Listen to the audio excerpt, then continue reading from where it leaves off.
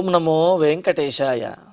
గురుర్బ్రహ్మ గురుర్విష్ణు గురుర్దేవో మహేశ్వర గురుః సాక్షాత్ పరం బ్రహ్మ తస్మై శ్రీ గురవే నమః.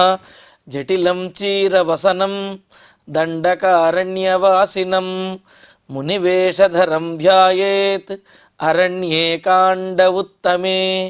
శ్రీరామచంద్ర పరబ్రహ్మణే నమః. అథ శ్రీమద్ రామాయణే ఆదికావ్యే అరణ్యకాండే 30 సర్గః.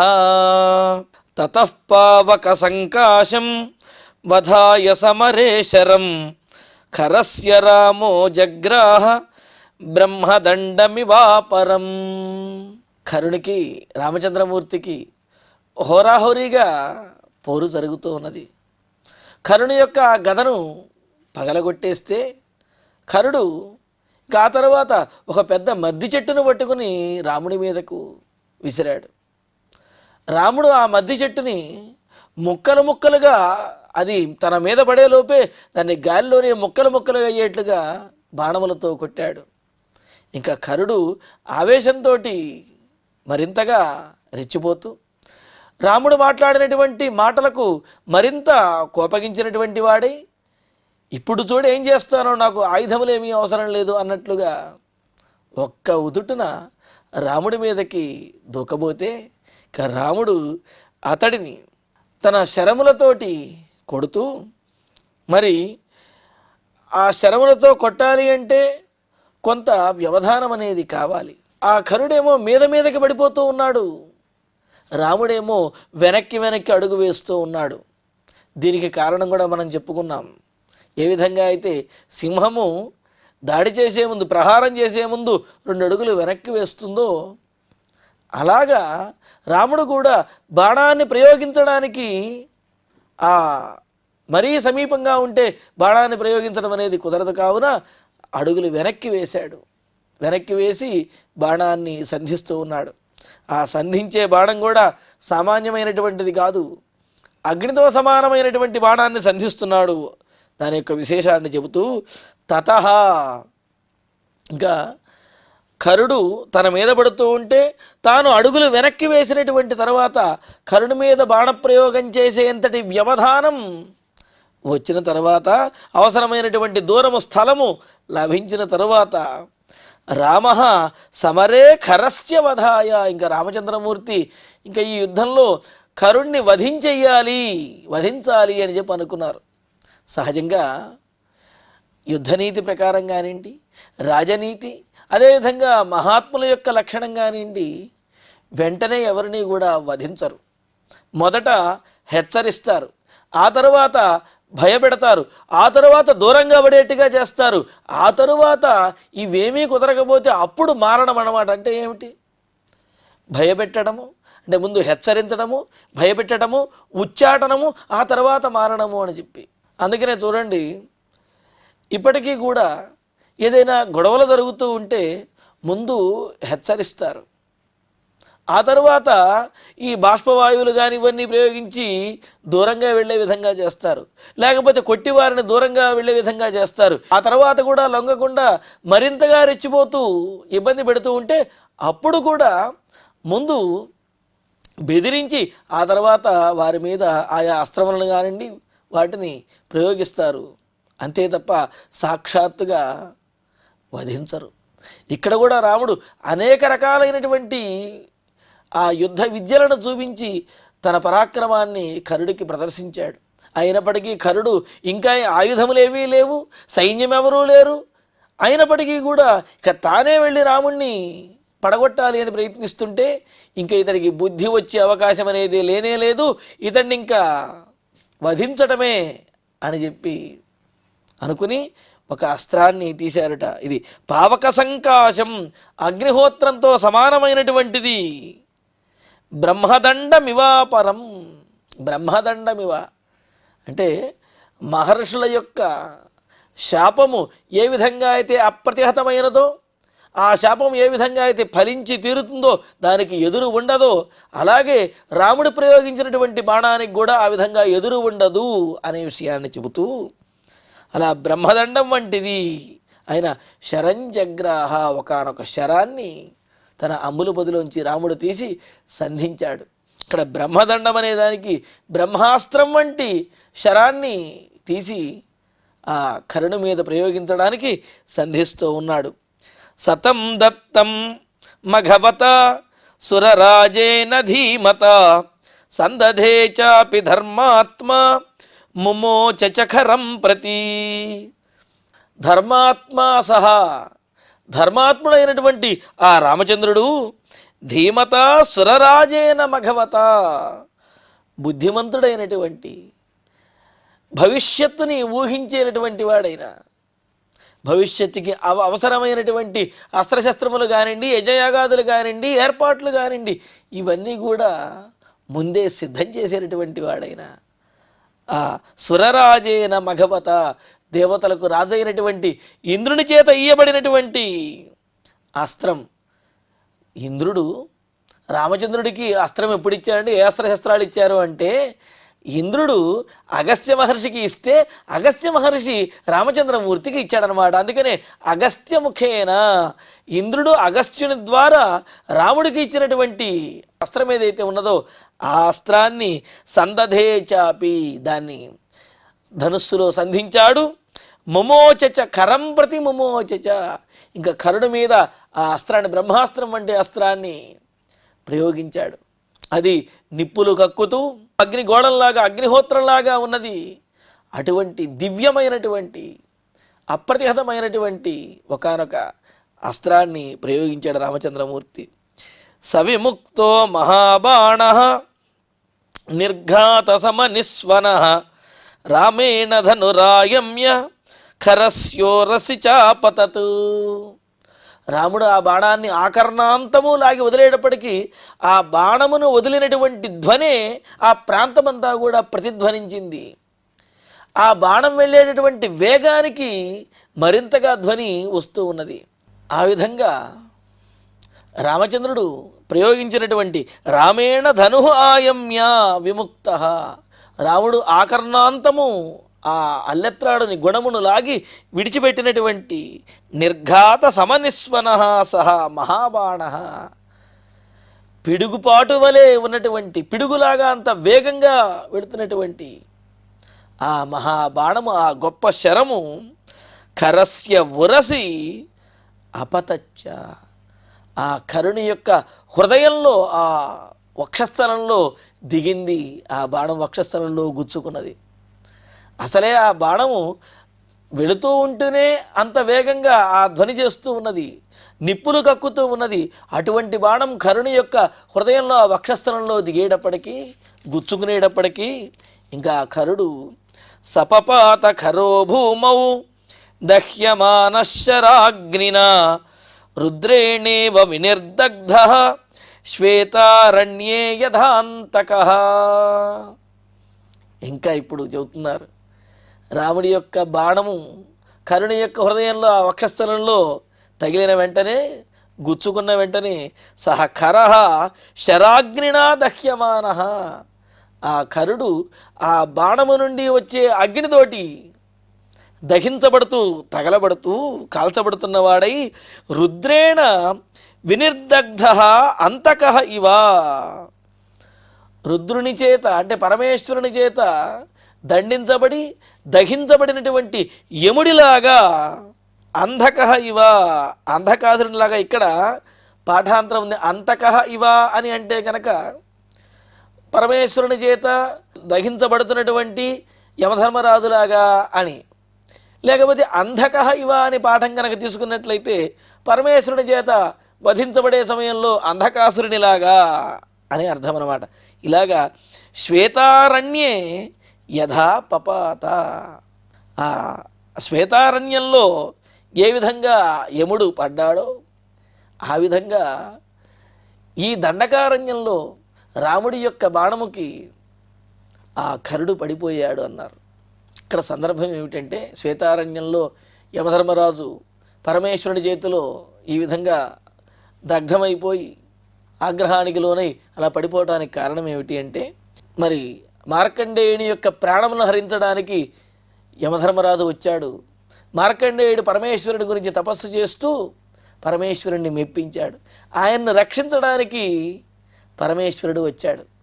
అయినప్పటికీ కూడా మరి అంత గొప్ప శివభక్తుడు అయినప్పటికీ మార్కండేయుడు ఆయనను లెక్క చేయకుండా పరమేశ్వరుడు నా విధి ఇది అని చెప్పి ఆయన మీద ఆ కాలపాశమును యమపాశమును విడిచిపెట్టాడు. అప్పుడు పరమేశ్వరుడికి కోపం వచ్చి ఆ యమధర్మరాజుని దహించి వేస్తాడు. ఆ పరమేశ్వరుని యొక్క కోపాగ్నిలో యమధర్మరాజు దహించుకుపోతాడు. అలాగా ఇక్కడ రామచంద్రుని యొక్క కోపాగ్ని రామచంద్రుడు ప్రయోగించినటువంటి ఆ శరము యొక్క అగ్నికి దహించబడుతూ ఆ కరుడు నేల మీద పడిపోయాడనమాట. ఆ విషయాన్ని ఇక్కడ గుర్తు చేస్తున్నాడు. అంటే ఇక్కడ రామచంద్రమూర్తి ప్రళయకాల రుద్రునిలాగా ఉన్నాడు. కోపం వచ్చినప్పుడు పరమేశ్వరుడు ఎంత దారుణమైనటువంటి క్రోధంతో ఉంటాడో అంత క్రోధంతో ఇక్కడ రామచంద్రమూర్తి ఉన్నట్లుగాను, అదేవిధంగా అప్రతిహతంగా అంటే ఎదురు లేనటువంటి పరాక్రమంతో ఉన్నట్లుగాను ఇక్కడ మనకు తెలియజేస్తున్నాడు. యథా పపాత తథా పపాత తథా భూమౌ పపాత. ఆ విధంగా కరుడు రామబాణం ఆ వక్షస్థలంలో తగిలి దహించబడుతూ నేల మీద పడిపోయాడు. సంవృత్ర ఇవ వజ్రేణ ఫేనేన నముచిర్యథా బలోవేంద్రాశనిర్హతః నిపపాతః తఃఖరః. చూడండి, ఇక్కడ రాముని చేతిలో కరుడు ఏ విధంగా హతుడయ్యాడు అనే దానికి 3 దృష్టాంతములను 3 ఉదాహరణలను తెలుపుతున్నారు ఇక్కడ. వజ్రేణ హతః వృత్రః ఇవ. వజ్రాయుధము చేత అంటే ఇంద్రుడు ప్రయోగించినటువంటి వజ్రాయుధం చేత హతుడైనటువంటి వృత్రాసురుడిలాగా రాముడు ప్రయోగించినటువంటి ఆ బాణమునకు కరుడు హతుడైపోయాడు అని చెప్పి ఇక్కడ వృత్రాసురుణ్ణి వధించడానికి సిద్ధమైనటువంటి వజ్రాయుధం, ఆ వజ్రాయుధాన్ని ఇంద్రుడు ప్రయోగిస్తే ఏ విధంగా అయితే అప్రతిహతంగా నిస్సందేహంగా ఆ వృత్రాసురుణ్ణి వధించిందో అదేవిధంగా ఇప్పుడు రామచంద్రుడు ప్రయోగించినటువంటి బాణము కూడా కరుడిని వధించింది అంటున్నారు. దీని ద్వారా రామబాణము అప్రతిహతమైనటువంటిది, రాముని యొక్క పరాక్రమం అప్రతిహతమైనటువంటిది, రాముని పరాక్రమంతో సమానమైన పరాక్రమం ఇంకెవరికీ లేదు, ఎదురు లేదు అనే విషయం దీని ద్వారా తెలియజేస్తున్నాడు. అంతేకాదు ఇంకేమంటున్నారు, నముచిహి యథా ఫేనేన నముచిర్యథా.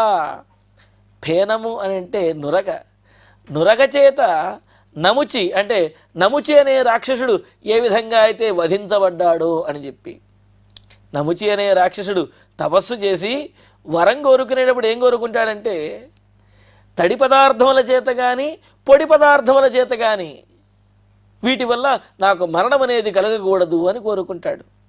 తడి పొడి కానిటువంటివి ఇంకేముంటాయండి అంటే అక్కడ ఆ బుద్ధిశక్తి. కానీ రాక్షసులదే బుద్ధిశక్తి అనుకుంటే మరి పరమాత్మది ఇంకెంత గొప్ప బుద్ధిశక్తి. మరి ఆ వరం నముచికి ఇచ్చేశారు. నముచి ఇంకా రెచ్చిపోతూ ఉంటే అప్పుడు పరమాత్మ యొక్క అనుగ్రహంతో ఇంద్రుడు నురగను సృష్టించి ఆ నురగతోటి నముచిని వధించేస్తాడు. నురగ అటు తడి కాదు ఇటు పొడి కాదు, తడిదని చెప్పడానికి వీల్లేదు, పొడిదని చెప్పడానికి వీల్లేదు. కావున ఆ నురగతోటి వధించేస్తాడంటే ఏమిటి, ఇక్కడ చాలా సునాయాసంగా తెలివిగా వధించడం అనేది ఈ దృష్టాంతం ద్వారా తెలియజేస్తున్నారు. కావున రాముని యొక్క పరాక్రమంలో కేవలము ఆ నిశితత్వమే కాకుండా తెలివితేటలు అదేవిధంగా సునాయాసంగా వధించగలిగినటువంటి శక్తి రాముడికి ఉన్నది అనే విషయం తెలియజేయడం కోసమే నముచిర్యథా ఫేనేన నముచిర్యథా, నురగతోటి నముచి అనే రాక్షసుని ఏ విధంగా అయితే వధించారో రాముడు తన బాణంతో కరుడు అనే రాక్షసుణ్ణి అంత సునాయాసంగా వధించేశాడు అని చెబుతున్నారు. ఇంకా మరొక ఉదాహరణం, బలోవేంద్రాశనిర్హతః అని అంటూ బలోవా సఖర. బలోవా అంటే బలాసురుడు అనే రాక్షసుడు, బలుడు అనే రాక్షసుడు, అతడు కూడా ఇంద్రుని చేతిలో హతుడయ్యాడు. ఇక్కడ రాముని యొక్క సామర్థ్యం అంటే ఎంతటి బలవంతుడైనప్పటికీ కూడా ఆ పేరులోనే ఉంది చూడండి, బలుడు బలహ అనే రాక్షసుడు ఎంతటి బలవంతుడైనప్పటికీ కూడా రామచంద్రుని ముందు అతడి బలం ఏమాత్రము పనిచెయ్యదు అని రాముని యొక్క సామర్థ్యము చాలా గొప్పది, రాముని యొక్క బలం అన్నింటినీ కూడా మించినటువంటిది, అందరికంటే కూడా ఎక్కువది అని చెప్పటం కోసమే ఇక్కడ బలోవా ఇంద్రాశనిహత అని చెప్పి అంటూ ఇంద్రుని చేతిలో బలుడు అనే రాక్షసుడు ఏ విధంగా అయితే హతుడయ్యాడో రాముడి చేతిలో కరుడు ఆ విధంగా హతుడయ్యాడు అని అంటూ రాముని యొక్క పరాక్రమాన్ని అంటే రామబాణము అప్రతిహతమైనది, రామబాణం యొక్క శక్తిని, రాముడు ఏదైనా సరే సునాయాసంగా చేయగలడనే విషయాన్ని, రాముని యొక్క సామర్థ్యాన్ని ఈ మూడు విషయములను కూడా చెబుతూ ఏమని అన్నారు, వజ్రాయుధము చేత వృత్రాసుడు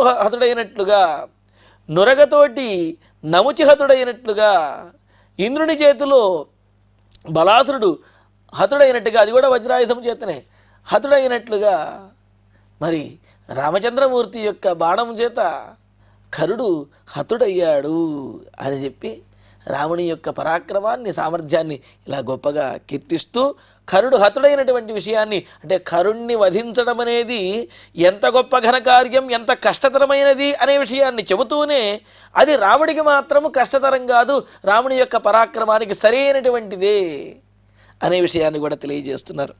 తతో రాజర్షయః సర్వే సంగతాః పరమర్షయః సభాజ్యముదితా రామం ఇదం వచనమబ్రువన్. ఆ తర్వాత అంటే కరుణ్ణి వధించిన తర్వాత, కరుడు మరణించిన తర్వాత రాజర్షయః పరమర్షయః, ఆ దండకారణ్యంలో ఉన్నటువంటి రాజర్షులు పరమర్షులు, సహజంగా 6 రకాలైనటువంటి ఋషులు ఉంటారని చెప్పి మనం అనుకున్నాం. రాజర్షి, పరమర్షి, మహర్షి, కాండర్షి, శృతర్షి, బ్రహ్మర్షి అని ఇలాగా చెప్పుకున్నాం కదా. మరి అలాగా వారిలో ఉన్న రాజర్షులు, అదేవిధంగా పరమర్షులు, శ్రేష్ఠులైనటువంటి వారు మొదలైన వారంటే బ్రహ్మర్షులు మొదలైన అందరూ కూడా, అంటే ఋషిగణములు అందరూ కూడా సర్వే సంగతాః, ఇంకా అందరూ ఆనందోత్సాహాలతోటి ఒకచోట కలిసినటువంటి వారై, ముదితాః కరుణి యొక్క వధతోటి పీడ విరగడయ్యింది అని చెప్పి ఎంతో ఆనందించినటువంటి వారై, రామం సభాజ్య ఇదమబ్రువన్, రాముణ్ణి కీర్తిస్తూ పూజించి అర్చించి రాముణ్ణి ఈ విధంగా అంటూ ఉన్నారు. ఏతదర్థం మహాతేజ మహేంద్ర పాకశాసన శరభంగాశ్రమం పుణ్యం ఆజగామ పురందర. శ్రీరామచంద్ర ప్రభో, మహాతేజ పాకశాసన, గొప్ప తేజస్సంపన్నుడైనటువంటి పాకశాసనుడు అంటే ఇంద్రుడు పాకహ అనే రాక్షసుణ్ణి వధించినటువంటి వాడు కావున పాకశాసనుడు అని చెప్పన్నారు. అటువంటి ఇంద్రుడు పురందర, పురుడు అనే రాక్షసుణ్ణి వధించినటువంటి వాడు కావున పురువు అనే రాక్షసుణ్ణి ఇన్ని పురందరుడు అని చెప్పి అన్నారు. కావున ఆ పురందరుడైనటువంటి శత్రువులను వధించడంలో సామర్థ్యం కలిగినటువంటి వాడైన ఇంద్రుడు, అంటే ఇంద్రుడు రాక్షసులను వధించడంలో సామర్థ్యం కలిగిన వాడే, కానీ ఇంద్రుని సామర్థ్యానికి కూడా కుదరనటువంటి పనిని చేయగలిగినటువంటి వాడు, ఇంద్రుడు చేయలేనటువంటి పనిని కూడా చేయగలిగినటువంటి వాడు రామచంద్రుడు అనే విషయాన్ని తెలియజేయటం కోసమే ఇక్కడ పాకశాసన అని పురందర అని ఈ విధంగా అన్నారన్నమాట.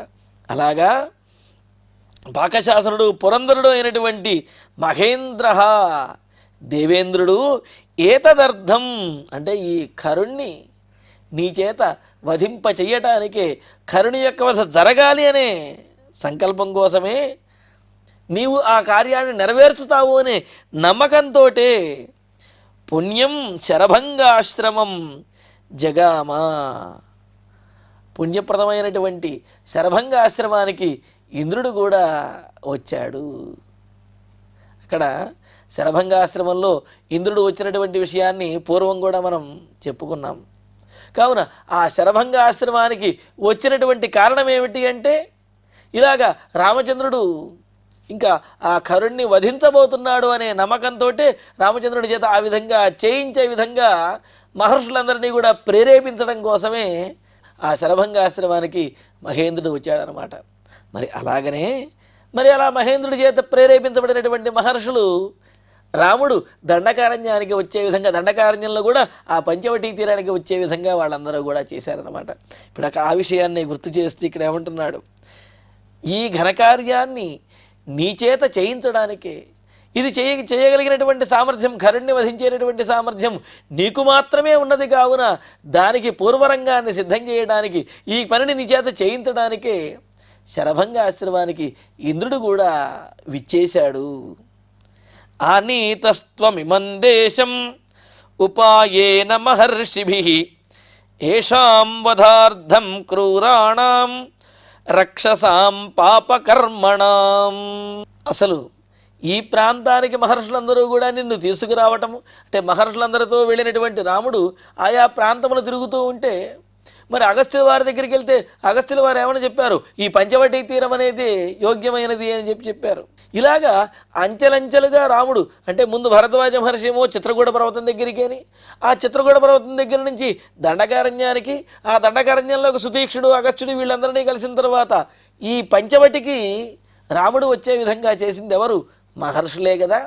మరి అందుకనే అసలు నిన్ను ఇక్కడికి వచ్చే విధంగా చేసినదే ఇక్కడ ఉన్నటువంటి రాక్షసులందరినీ కూడా నీవు వధించాలని మేము ఏదైతే సంకల్పించుకున్నామో దానిని నీవు నెరవేర్చావు రామచంద్ర అని చెప్పి అంటూ ఇక్కడ అంటూ ఉన్నారు. క్రూరాణాం పాపకర్మణాం ఏషాం రక్షసాం వధార్థం. రామచంద్ర, క్రూరాత్ములైనటువంటి పాపాత్ములైనటువంటి ఈ రాక్షసులని వధించడం కోసమే మహర్షిభి ఉపాయేన త్వం ఏతద్ ఇమం దేశం ఆనీతః. మహర్షులు చాలా ఉపాయంతో నిన్ను సేవిస్తూ నిన్ను ఇక్కడికి వచ్చే విధంగా వాళ్ళందరూ కూడా చేశారు. నీవు కూడా ఆ పెద్దల యొక్క మాటను అనుసరించి ఈ ప్రాంతానికి వచ్చి మా అందరినీ రక్షించే విధంగా ఇక్కడ దుష్ట శిక్షణ చేసి శిష్టులైనటువంటి వారిని రక్షించేటటువంటి పనిని నీవు చేశావు.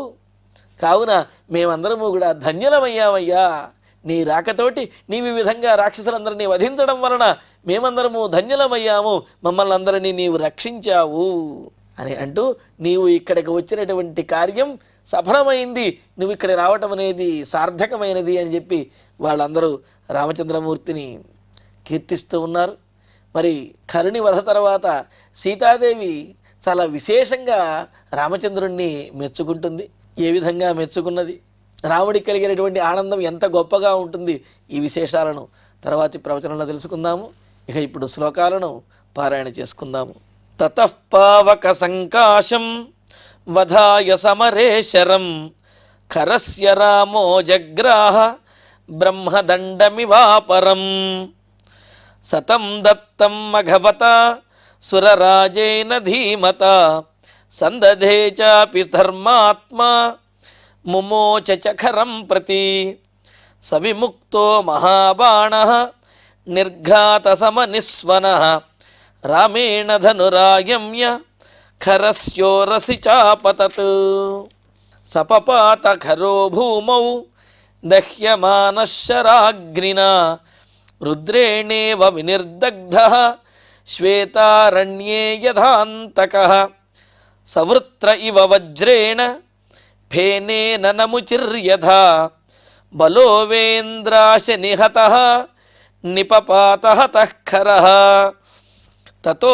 రాజర్షయః సర్వే సంగతాః పరమర్షయః సభాజ్యముదితా రామం ఇదం వచనమబ్రువన్ ఏతదర్థం మహాతేజా మహేంద్రః పాకశాసనః శరభంగాశ్రమం పుణ్యం ఆజగామ పురందరః ఆనీతస్త్వమిమం దేశం ఉపాయేన మహర్షిభిః ఏషాం వధార్థం క్రూరాణాం రక్షసాం పాపకర్మణాం.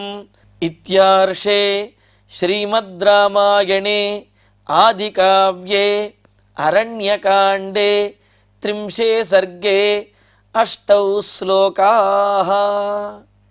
ఇక ఇప్పుడు క్షమాప్రార్థన మంగళాంతంగా ఈనాటి ప్రవచన పారాయణ కార్యక్రమాన్ని పరిపూర్ణం చేసుకుందాం. యదక్షరపదభ్రష్టం మాత్రాహీనంతు యద్భవేత్ తత్సర్వం క్షమ్యతాం దేవ నారాయణ నమోస్తుతే. కాయేన వాచా మనసేంద్రియైర్వా బుద్ధ్యాత్మనా వా ప్రకృతే స్వభావాత్ కరోమి యద్యత్ సకలం వరస్మై నారాయణాయేతి సమర్పయామి. శ్రియః కాంతాయ కళ్యాణ నిధయే నిధయేర్ధినాం శ్రీవేంకట నివాసాయ శ్రీనివాసాయ మంగళం.